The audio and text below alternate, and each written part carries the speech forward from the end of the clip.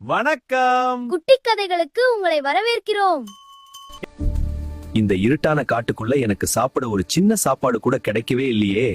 நான் ரொம்ப சோர்வா இருக்கேன். யாரையாவது ஏமாத்தி காசு சம்பாதிக்கணும்.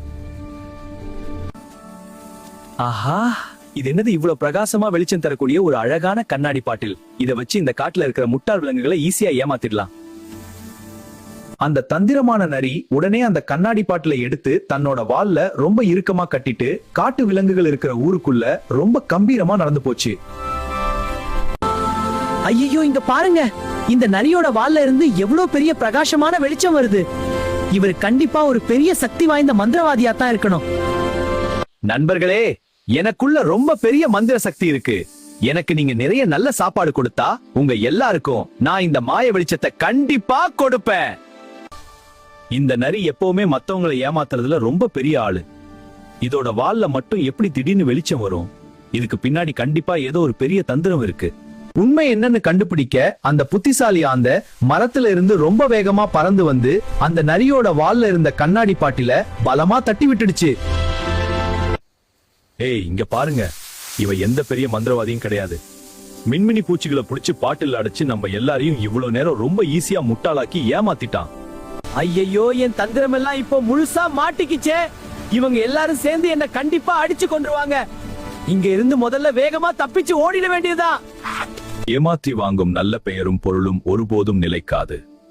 உண்மையான கடின உழைப்பு மட்டுமே எப்பொழுதும் வெளிச்சம் தரும் என்பதை நீங்கள் கட்டாயம் புரிந்து கொள்ள வேண்டும்.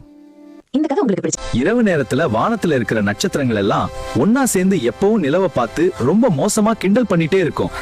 நிலவுக்கு அதை நினைச்சு ரொம்ப கவலையா இருக்கும். நிலாவே, உன் முகத்தை கொஞ்சம் கண்ணாடியில பாரு.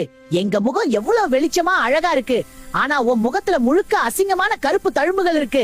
நீ ரொம்ப அசிங்கம்.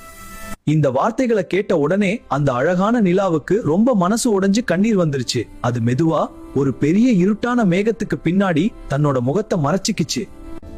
ஏ முட்டாள் நட்சத்திரங்களே, நீங்க எல்லாரும் அந்த நல்ல நிலாவை பார்த்து ஏன் ரொம்ப மோசமா சிரிக்கிறீங்க? அந்த தழும்புகளுக்கு பின்னாடி இருக்கிற மிகப்பெரிய உண்மையான தியாகம் உங்களுக்கு கொஞ்சம் கூட தெரியாதா?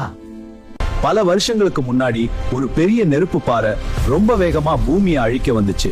அப்போ அந்த மேல இருந்த நிலாதான் தைரியமா முன்னாடி வந்து பூமியை காப்பாத்துச்சு.